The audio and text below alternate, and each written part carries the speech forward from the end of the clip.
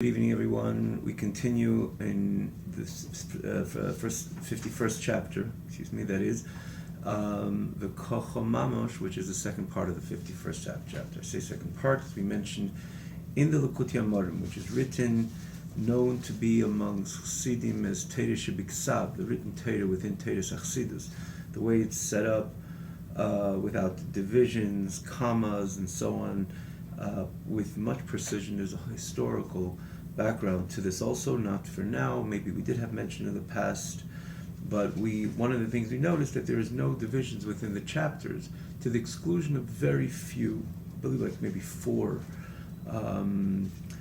chapters which have a divide between one part and another.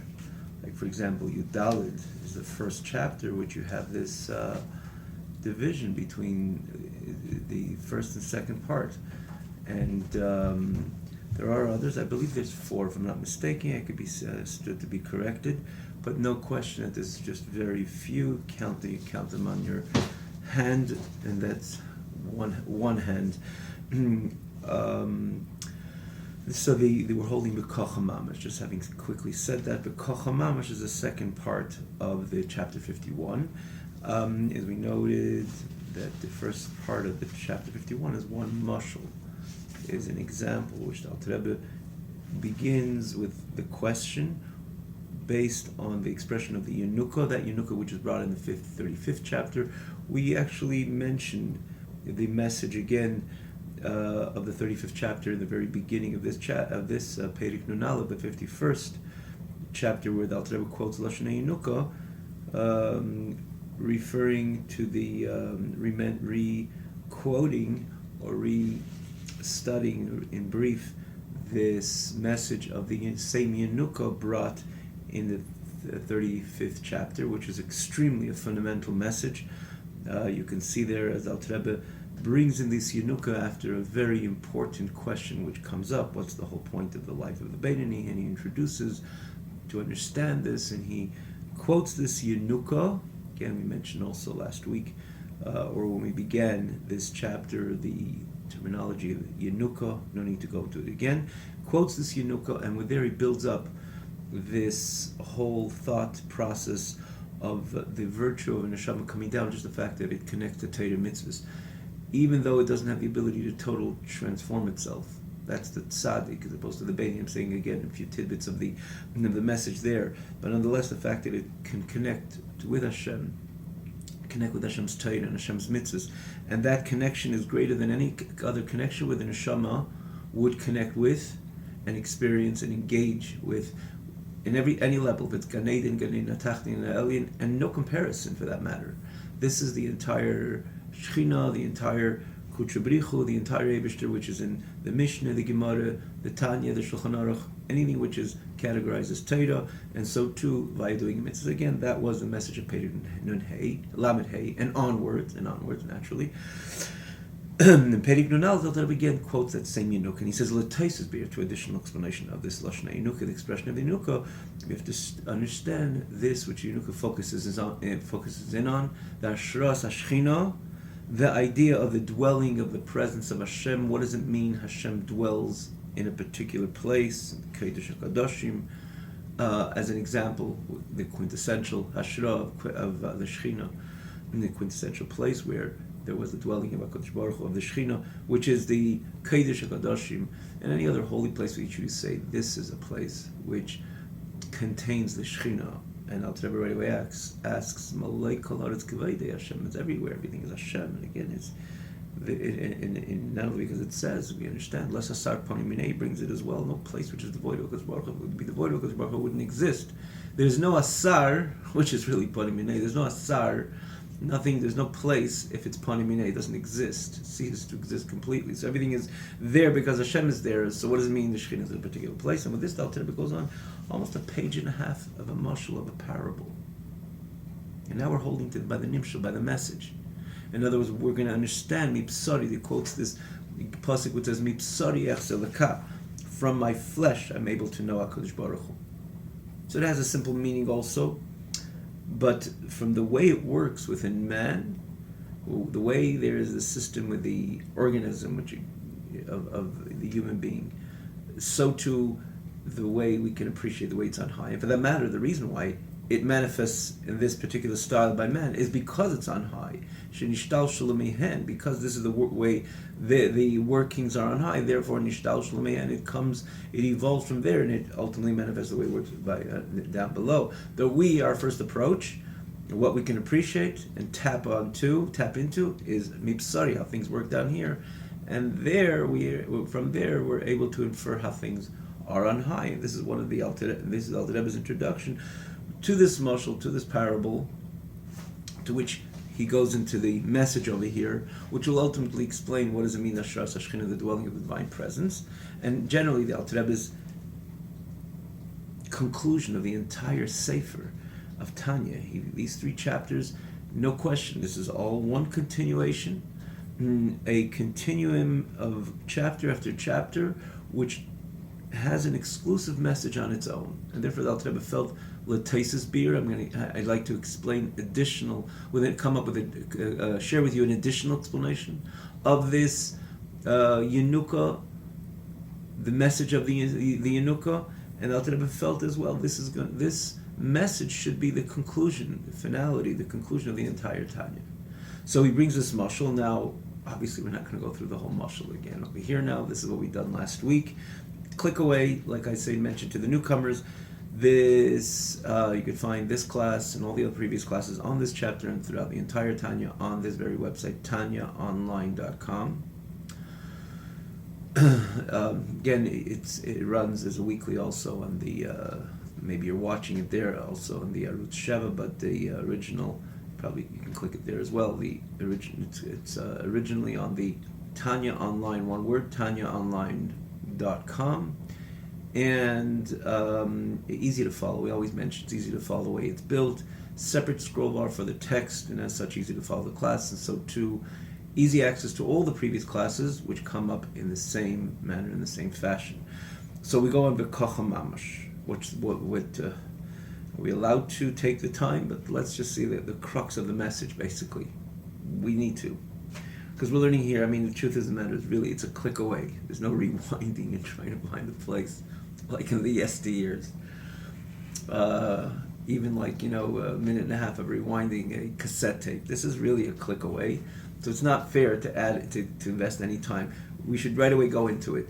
But the crux of the message of the previous class was, the Rebbe looks at the nefesh, and he says, the nefesh, there's the way the nefesh encloses itself in the body, and here we're talking about the nefesh, which is the vitalizing nefesh. Which, by the way, if you recall, in last week's class we had a very stark question. I must say I didn't get an adequate answer, or an answer which would adequately satisfy at all. Any of you would, from our viewers, come up with an answer, you could email. You see the email address right there. And you could send, if you have any explanation to this question we asked.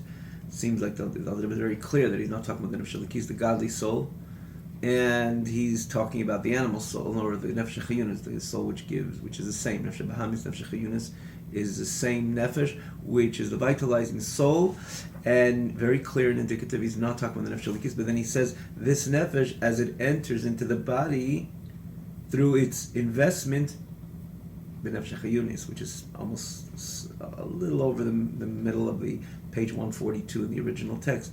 Through its investment, it comes into the body through its investment into the vitalizing soul. We're talking about the vitalizing soul. The vitalizing soul. The vitalizing soul comes into the body. And it enters into the body. What does it mean it enters? The vitalizing soul enters through the vitalizing soul. It's the difficulty we had. And again, I looked, I didn't come up with a satisfying answer. Anybody from the audience which could give a satisfying answer, we would very much welcome it, and we would mention it in the next class, Be'ezrat Hashem. So it's tanyaroadmap@gmail.com. tanyaroadmap@gmail.com. So the message of Alter Rebbe is there's a nefesh. With the nefesh is a ball of energy, if you will. Not even that. It's a core of energy, which has no divisions and has no particular objectives in one part of the nefesh over the other. It's not the divided, the Lashon Alter Rebbe. Everyone says chas v'shalom. It's certainly not divided. It only when it enters into the system of the body, then it sends off its energies to every one of the limbs, the organs. It starts with the 365, and then eventually 248. And then eventually the taryag keiches and chayis of the keiches and of the nefesh, which is all the organs, limbs, sinews, and so on. 613. Then it's divided. Again, you must see the previous class to see again the workings of the nefesh, the way it enters. Starts off in the brain, which is we know as the nerve system, which gets the core of the nefesh. That's why the brain is more than a vital organ. The whole system of the nefesh is in the brain, in the nerve system, which is in the brain. And from there, it evolves and it becomes manifest in every single limb, which is the keli, which is the conduit, the container to that particular air, to that particular energy, which is the energy, for example, we gave the example of vision and audio. There is a koach of re'iyah within the nefesh, koach of shmiyah within the nefesh, and that enters into the keli, the container of the eyeball, or the eardrum. And that's when, so in the end of the day, the nefesh does have these koachos, and the energy which enters the eardrum is precisely an energy of the nefesh, which establishes the whole audio system within the human being. So that it's not only, it's reflective on the keli and the container, of the difference of the eyeball and the eardrum and the eyeball. Theoretically said that just one type of energy and it's the container makes a difference. Obviously not, because the container at the end of the day is just a container. It's a sensitive container, a very complex container, indeed, very complicated. The eyeball, any eye doctor who tell you that the sophistication of the eyeball is probably one of the most sophisticated limbs of the entire system of the human being. It's true, it's very sophisticated and very complex, but it's the koach hariyah. It's a precise koach hariyah, where there's precision in this aid of the nefesh, which enters into the eyeball, which has in it the energy of vision, not the energy of audio, and so to vice versa. So it doesn't begin from the container, it begins also from the koach itself, but that itself says the nefesh has multiple koachos, ultimately divided into taryag, to 613. Indeed, true, granted. In other words, granted, saying that in the end of the day, it's certainly so that the nefesh itself has within itself also these taryag koachos, these 613 koachos, but that's only after they enter into the nerve system and they enter into the brain and ultimately begin to manifest. In time, and as they begin to manifest and they take position within the system of the body. Before that, the nefesh is pashut b'tachas hapshitus. It doesn't have. You can't look at the nefesh and say, "Oh, that's the koach hariyah of the nefesh. That's the koach of seeing, and that's the koach of audio." That doesn't exist prior to the nefesh entering into the guf. It doesn't exist at all. It's just a potential. Everything is a state of potentiality. In other words, the koach havriyah is potentially there. It's not something which is truly there, meaning to say that you can define it as a distinctive koach havriyah. There's no distinctive koach of shmiyah, of audio. And so to the other 613 koachos, not at all. Then you would say the nefesh itself is divided, inevitably. Because if you could say, that's the koach havriyah, that's the koach hashmiyah, even you want to say it stands with a total expression or a total... in a very subtle manner, in other words, a total subtlety in these re'iyah, the koach of re'iyah, vision or audio, and any other 613 koachos. In other words, they're very subtle. They're not that clear and distinct, but nonetheless, that says that the 600 that this nefesh is divided into 613 koachos. And Alter Rebbe says, no, chas v'shalom to say so, because then it's kind of, it has an image. Nefesh doesn't have an image. One way or another, you're going to have to say the nefesh has an image. What type of image? Look like a body? Obviously not. But if you say you can define, in other words, the koachos are definable before they enter the nefesh, if you can define, that itself establishes there's a tzir, there's an image. Because it's only an image you could define. And this, if there's 613 types of koachos, so it's an image of 613 points. That's not the nefesh. The nefesh does not have a tziur. It doesn't have a demus. It doesn't have a tavnis in the lashon of the Alter Rebbe, like the tavnis of the body, like the image and the of the body. It's just kula etzem echad ruchni pashut. It's a complete one. He says spiritual. It doesn't mean spiritual in the context of godly. It means spiritual. It means say it's a divested of anything. In other words, it's metaphysical, totally removed from any tzir, any image, even a subtle image. It's kuli ruchni, kule etzem ruchni pashut. It's only one ball and core of light of energy. And only when it enters into the system, then it takes position, so to say. The koyach hariyah would come in a koyach halapel from a state of potential to a state of actuality, and ultimately establish this eyeball, give the ability of the eyeball to see, the eardrum to hear, and so on and so forth. But the first station, as it enters into the body, remains the brain, which as we know it is the nerve system. And then from there, it becomes manifest in the entire body. Too much time spent on it, but this is the mashal that Alter Rebbe gives. He says even the heart receives from the Me'ah. That's why Me'ah Shali Dalalev, you could see it towards the end of the last class.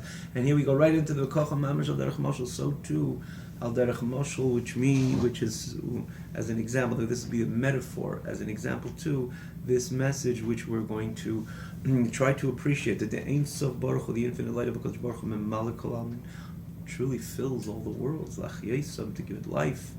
Because that's the way everything can exist, only because there's an energy giving it life. And not only giving it life, a general life, but a life which is conducive to the container, or more specifically that it establishes the particular style of this, which is giving life to. The apple looks like an apple because there's a certain energy which is entering into this apple, which has apple-like energy, which is creating the apple, which looks like the apple, tastes like the apple, and establishes the whole image of the apple, with the seed, with the apple, with the shell, the husk, and so on.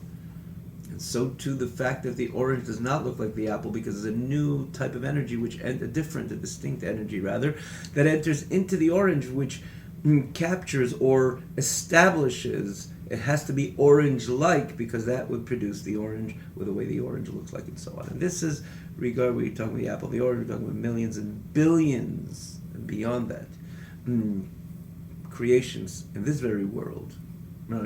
Before we even go into speak about the spiritual worlds, Elamasiya, Ruchin spiritual, Elamasiya, Yitzira, Bria, with Malachim and Neshamas and so on. But this is even something we can appreciate over here on this level, on this plane, is multiple, myriads, different types of creations, and the reason why they're so distinctive of each other, because there is a air which is memale, which fills the entire system, starting from the almin itself. Memale kol almin fills in the world and everything which exists within the world. This world and all the worlds, lachesam, to give them life. And of B'chol Olam, as he goes on, the world memali kol almin, and then he breaks it down. Yesh B'chol Olam, in every world, yesh bruim lein kate. There's infinite amount of creations. Lein kates v'tachlis, to no end. Ribuy revavis minim madrigas, tens of thousands of many different levels. Malachas and neshamas. He speaks, doesn't exclusively speak about Eilam Hazeh, which we are more accustomed to. He says, even in Bria Yitzira, the world of the angels, the world of the neshamas, it's, like the Gemara says. Remember, the Gemara says that one place says that there is a certain amount, tens of thousands of malachim, and the other one says that and there's infinite amount of camps. The Gemara says, in other words, which would indicate that there's infinite amount of angels. The Gemara says, yes, in these myriads of numbers of one camp, but the groups, how many groups of malachim there are? There's no end. No end. How can we have no end? How could we say no end? Even in an olam, but no, because they're associated and receive their energy from a Ein Sof, an infinite, a God which is infinite. So therefore, Hashem could infuse His infinity even in an olam, and eventually it would manifest that even the Gdud of Ein Mispar, there's no end to how many camps there are of malachim. You can't even say billion or trillion or even quintillion, because you're talking about Ein Sof, no end. There's a Gemara which says, look, do the Ein Mispar. He says, that's why he's a Bruim Lein Kates. And again, even in this world, we see the multiplicity. And he says, so he speaks of Madrigas and his Malachim and angels and Neshamas. It's not limited to 4 Olamas, 3 Olamas. There's an Ein like Kates of Vul.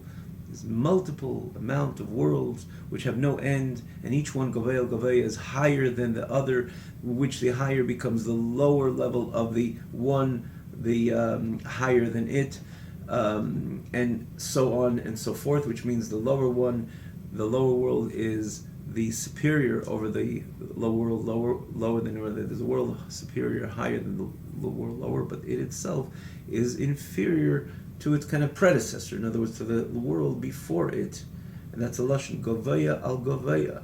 Also, it's a lashon in Tanakh.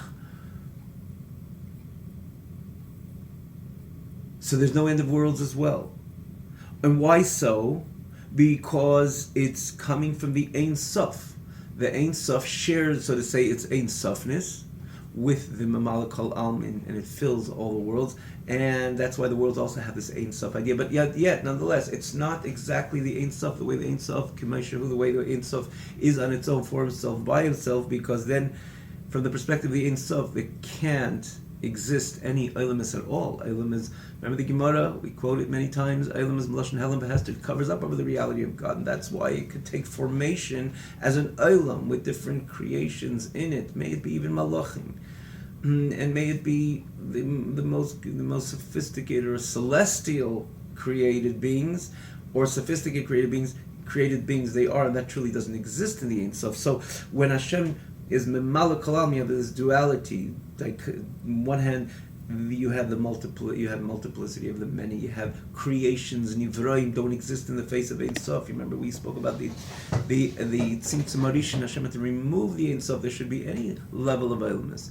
but nonetheless, because and therefore it's the whole mitzias of Eilamis is where when there is a removal of the Ein Sof. If it's the Eilamis and even the multiple Malachim and Neshamas and everything exists within Eilamis. And even the infinite levels, like we said about the Neshama of Malachim and the Gdudim, in other words, the camps and so on, it's infinite, but nonetheless the fact that there's a Malach in itself cannot stand in the face of an infinity. That's why they had to be the Tzimtzum Hagadol, Tzimtzum Arishin, brought in Eitzis Chaim, the Alter quotes in Kudatera, and again this becomes a premise, a predicate to this whole Seder Ishtalshlus, or this which Chassidus explains us about the ability there could be elements in the face of the Ein Sof because there was the Tzimtzum Harishin, but that tells us ultimately that there can't be bichlal at all, not only expression of infinity, there can't be anything at all, or not only anything finite, but even the finite in a manner of infinite can also not exist in the face of true pure infinity. There can't be a malach, for example, when in the face of infinity, because a malach is a metzias, it's an entity, and any entity cannot stand in the presence of the infinite. This is common sense. But nonetheless, as Hashem removed his Eira Bilti Bal Gvul Al Atzad, so to say that was the Tzimtzum Arishin, and eventually he decided to become the Memalik Halalman, to invest in Eilamis, to allow Eilamis to be created, and the Malachim and the Neshamis, and all the multiple created beings in each Eilam, in each world, based on the style and spirit of the world, but nonetheless, because it's the Ein Sof, which is Mahava Machai Mekayim, which is giving it life and existence. Therefore, the way they're created also is an Ein Sof manner. It doesn't mean, in other words, doesn't mean because Hashem decided to block his Ein Sof in order to create Eilamis. Therefore, there can never be an Ein Sof expression in any of the Eilamis. Not so, because in the end of the day, it's Hashem which is Mamala Kalam. Mamala Kalam doesn't have any independent source. There's no chas v'shalom, like two energies, two forces. Mamala kalam, maseva kalam, the way they Eibush is mamala, and Eibush the way he's for himself by himself. No, maybe on the surface. That's what we say every day. Remember, we say l'shem yichud kutchu brichu shchinte. There's the kutchu brichu dimension. There's the shchinte dimension. The point is to fuse them together. Asara shakaf b'shekel hakedesh. Not to go into it now, but at the end of the day, it's Hashem creating. Hashem is by definition Ein Sof, so there could be an Ein Sof expression in this very finite, so to say, presentation that he is allowing to exist and happen, and that's where you see that ligdud of Ein Mispar, as Alter Rebbe says, how many Eilamis? Ein Kates, there is no end to how many Eilamis. Really? Aren't Eilamis about the finite? Yes, but it's an infinite creator which is infinite, and therefore you have the expression of infinite in the finite. So we go on. The core essence of HaKadosh Baruch Hu is equal. in the supreme, and in the superior, the inferior, the supreme worlds and the inferior worlds, or Bechlal. In any level of Elyon, for example, Keser is called Elyon, the Gabi Atzilus, Atzilus in the face of Bria is called Elyon. The whole idea of Elyon and Tachton is not some true reality when you're dealing with the Ein Sof, because that's the point of Ein Sof. Ein Sof says it's infinite, it's the core essence of HaKadosh Baruch Hu. He didn't change in Elyonim over the Tachton, in the Elyonim area, domain over the Tachtonim. Kimoshal and Neshama, now like we said before, that from the perspective of the Neshama, before it invests into Olam, into the system of the body, before it even enters into the nerve system, its connection to the brain and to the foot, correct, is equal. That's the point of neshama, which is not divided at all. To say, oh, that's a superior koach and that's an inferior koach. From the perspective of the neshama, the brain and the foot are exactly the same. There's no superiority from the foot over the brain. Because then the nefesh would have something, or the brain over the foot, for example, then nefesh you would right away say the nefesh has something of brain in it. That's why it feels superior with the brain energy, and therefore over the foot energy, and or the over the foot or the brain, because it's inclined to the brain more than the foot. Says that there's something clearly within the nefesh which is distinctively clear that it's in association with the brain. But the Alter Rebbe says no, the nefesh prior to entering his body has no connection, and there's no expression even that you can, or distinction of any other kaichas, any other faculties of ultimately which would be manifest when it enters the body. So too, we're talking about the Eibishter himself, the core of Kodesh Baruch Hu before he becomes the Mamal Kolamin, El Yainim, Tachtenim. It's exactly the same to HaKadosh Baruch Hu. Like it says in Tikkunim, we once mentioned when we were learning Perek Mem Ches, well, I've introduced the whole idea of Sirul Kalam. When you think about infinity, to infinity, what's greater? What's closer? What touches, or where's infinity become more excited with? A grand number, a billion, a trillion, quintillion, great number, as opposed to 10 or 5 or 1. You say, well, that's infinite. Somewhat it's excited a bit more about this grand number, more than simple 5 or 2 or 1. But the answer is no, not at all. Because if infinity is excited about a trillion as opposed to 1, it's not truly infinite. The whole point of infinity is that the trillion and the 1 are exactly the same. Because somewhat if you're excited about this grand number more than the lower, the smaller number, or the 1, that means you're truly not infinite. Why are you excited about that grand number? That grand number has no infinity in it. Yeah, if somebody wins a lot of money, and to him it's like an infinite experience, or experience of infinite pleasure and delight. But we're talking about, by definition, take that trillion and pull out 1 penny. If you're talking about money, let's say, it's no more a trillion. The whole trillion is a combination of the finite penny and the 1 and the 10 and the 15 and the 20 and the 100 and so on until it reaches a trillion. If infinity is excited about a trillion over 1, it's not really infinite. In the face of infinity, trillion and 1 are exactly equal.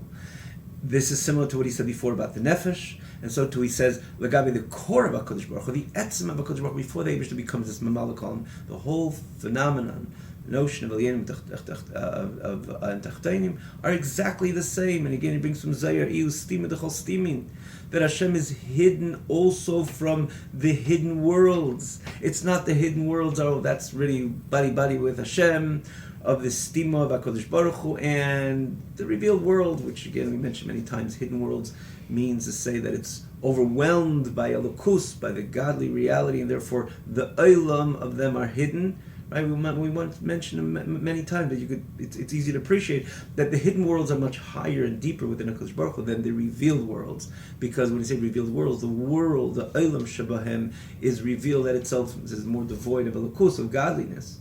So naturally, Alma Dizgalia, a revealed world, is way inferior than Alma Stimin, than a hidden world. So one would say it's hidden because it's overwhelmed with the Lukus, and that those worlds are kind of buddy with the Ein Sof. Not so. The Lashon Intikunim, the Eibushter is called Stima the Cholstim, and he's hiding even from the worlds which are Stima, the Almin, in other words, Alman Stimon, even those worlds which are steaming again because they're overwhelmed with the Elam of them are Sasum, because of the great manifestation of Elokus. One would say, oh, they're buddy with HaKadosh Baruch Hu, because it's so, their whole Metzias is about Elokus. The Tikkunim there says, no, Stimu, the Eibushter is hiding from them as well. The supreme Almin Stilim, the Eibushter Sosum Venelim B'Seichel, the Eibushter is hiding within them and concealed from them and within them, exactly the same the way he hides and is concealed in the Tachtainim, in this physical world, just like it's hard to like we say, kill mistatir. Look at the world, we know Hashem is here, and Hashem is not only here, everything is Hashem, and Hashem is everything in Levade.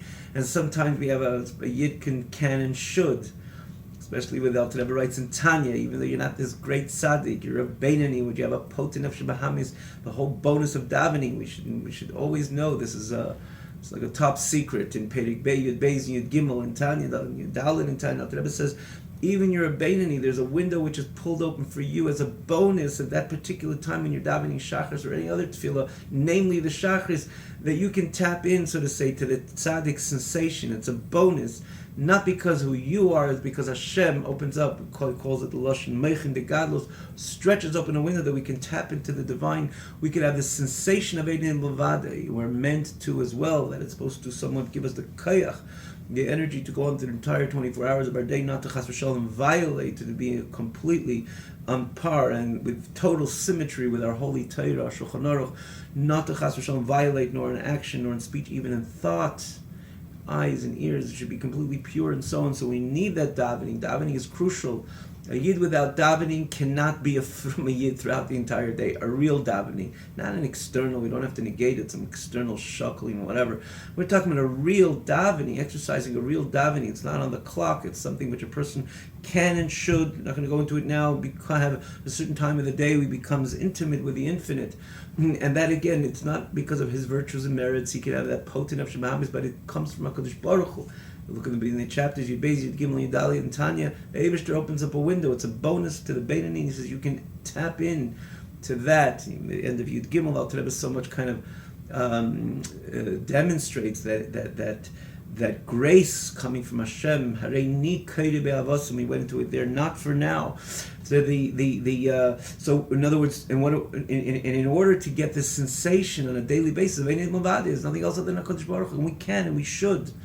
And it can be real because it's really so, and it's just other things covering up as a husk over this emes.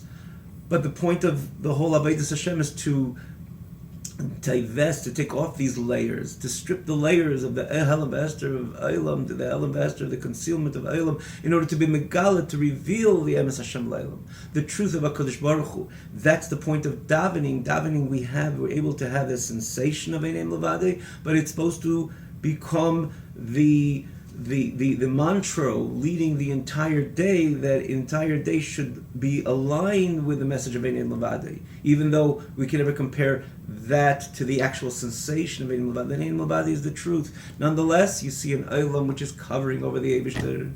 Oh, Chenata Kel Mistater, you, Hashem, are hiding in this very Eilam.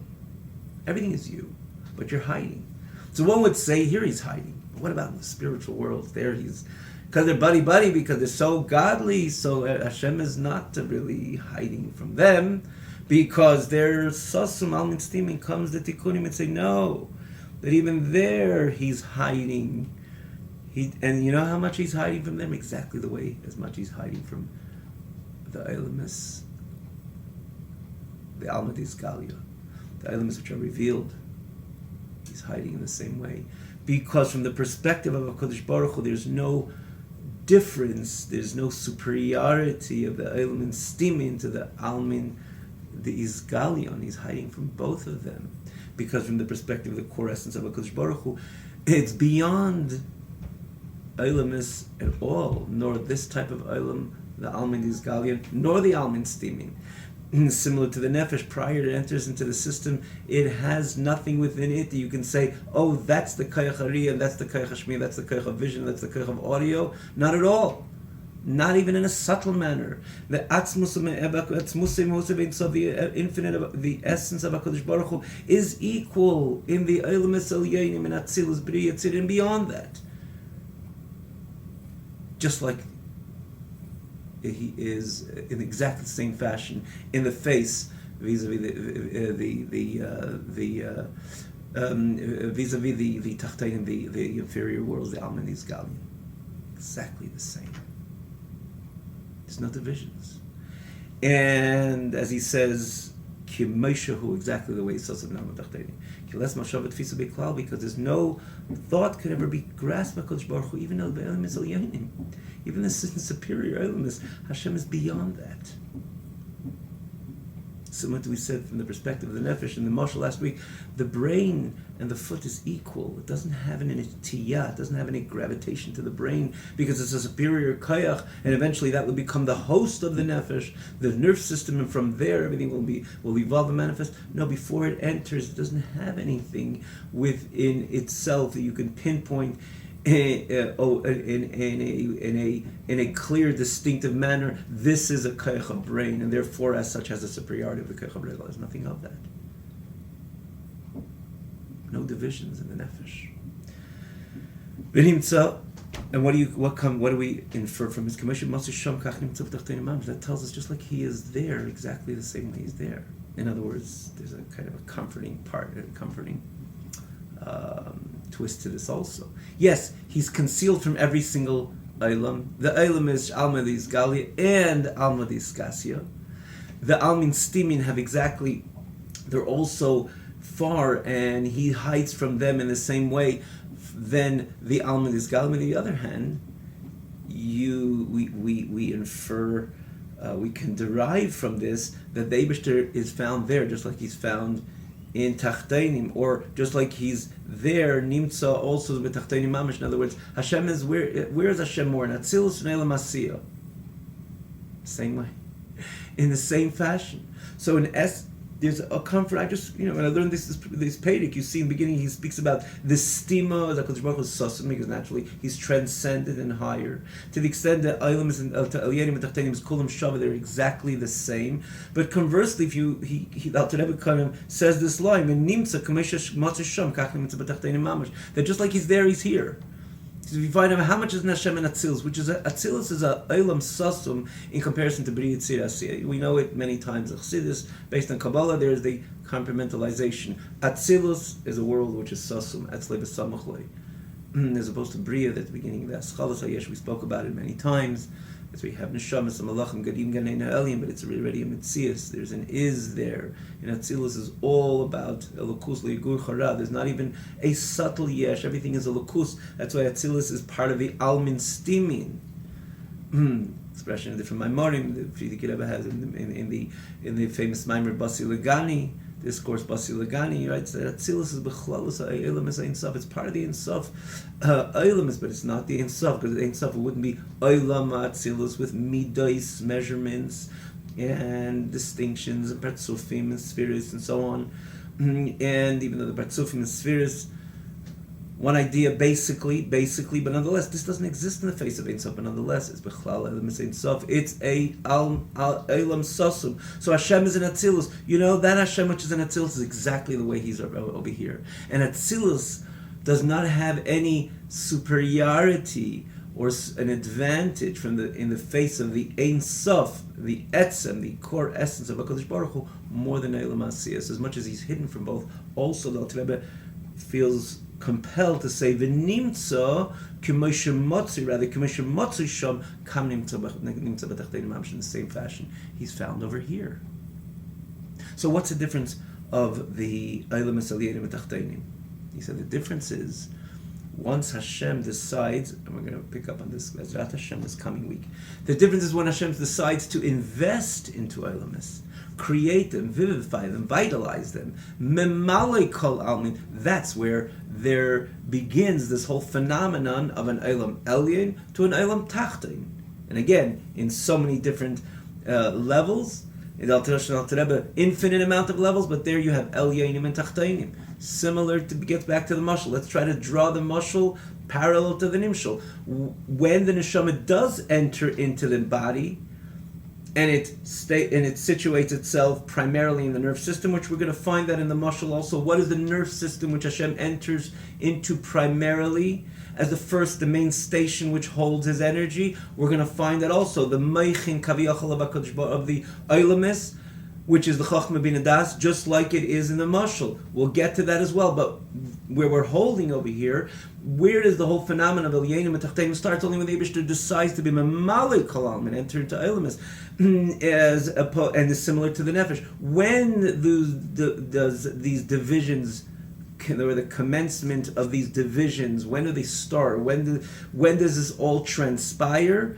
When the nefesh enters into the system. Yes, he enters first into the nerve system, which is the brain, and from there it evolves and becomes manifest in the entire system of the body. And there are distinctions. The Kayach Hariyah is a very sensitive and complex and sophisticated Kayach, has a certain uniqueness, and therefore it's able to enter into that sophisticated container, which is the eyeball. And so too when it comes to the hearing and the feet to walk and so on. So then there is divisions, and then there's obviously the vital organ and the non-such vital organ, and the kayach, which is mahav mechaya, that which gives kayach, which gives the ability, let's say for example, the heart to pump. This is an enormous kayach coming from the nefesh, and there it's already distinctive.